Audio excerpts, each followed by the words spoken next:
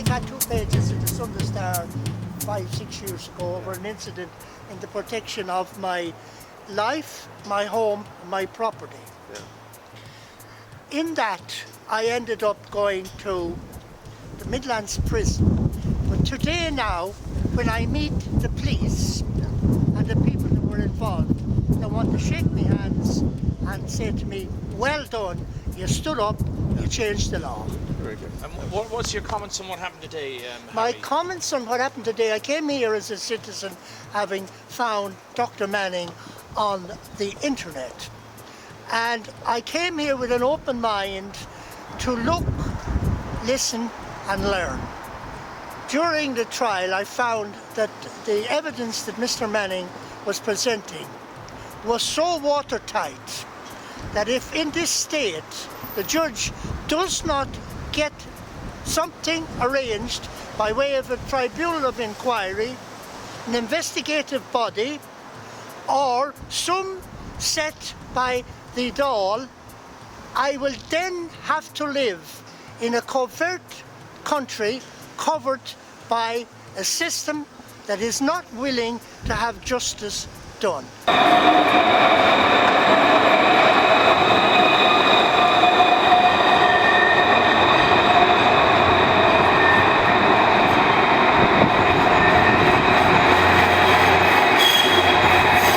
Listen, we're in front of the a court here in the Four Courts in Dublin. There was a case today before Justice Humphreys. It's Stephen Manning on an application for judicial review.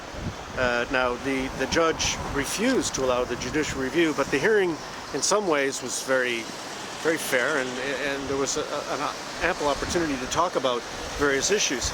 The key one for me was the fact that Stephen Manning and some other people are the victims of political policing. So one of the things that Stephen mentioned was that whistleblowers, of which he can certainly claim to be one, and activists and other people attract the attention of the Gardaí and the DPP in this case. And there's ample evidence across various parts of the civil society in Ireland, in the health service, in the judicial system, in policing and all the rest of it, that if you do contradict the way things are done, the status quo, that you become a victim of abuse, really, bullying is what it is. Now, the other thing that came out today was Stephen's evidence in relation to the DAR, the digital audio recording of a hearing that occurred in the district court, and this is not new. There are other people who are concerned about the fact that proceedings in the Irish courts are meant to be recorded in an encrypted way that are read-only tapes, which cannot be tampered with, they cannot be erased, they cannot be in any way turned into something which contradicts what was actually presented in court.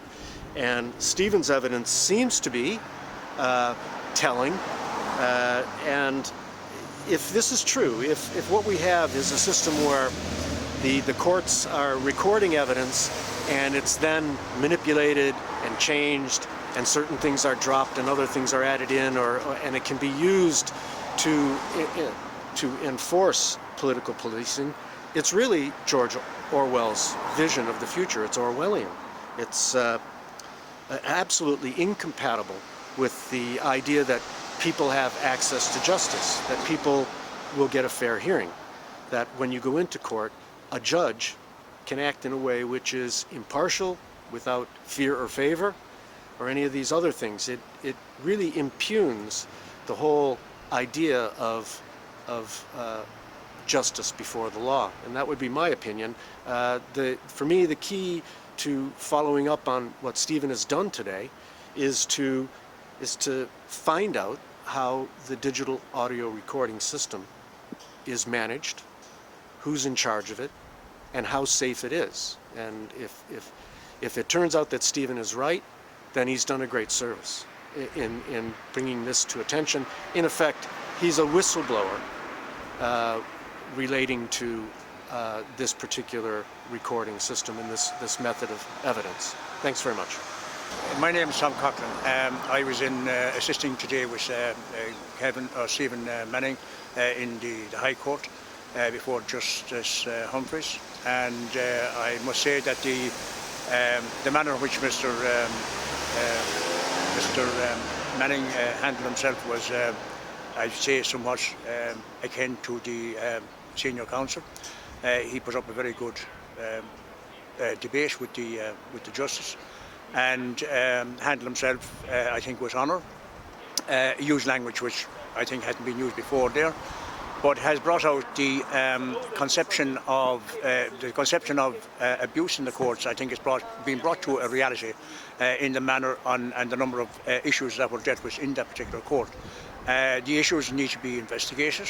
The position about the DAR, I think, has to be investigated.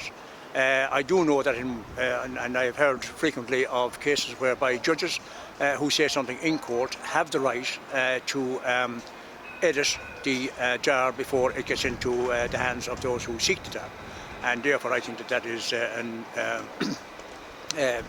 particular situation that cannot continue, that nobody should have that particular right, that the DAR should be there for the people. It is there for to help people out in their cases, in their defences and prosecutions, and therefore any abuse of that has to be prevented forthwith. And I think that for the judge to have gone against Mr. Manning in his attempt to bring out the abuses in the courts, I think it's a sad situation that we have to continue fighting a system. Even though we have a constitution, I think today I could nearly say that it might as well be shredded, because it doesn't seem to have much use, and there seems to be no practicality in the way in which the judges and the courts handle cases. Even though Mr. Manning brought in a lot of authorities, he brought in precedents, he brought in statute law. I think he put up a very, very good fight, and therefore I think that he should have actually won the case. But I think that maybe, hopefully, that the next position in the Supreme Court will, in actual fact, render some use for his process in the courts, and that he will get due process eventually. Thank you.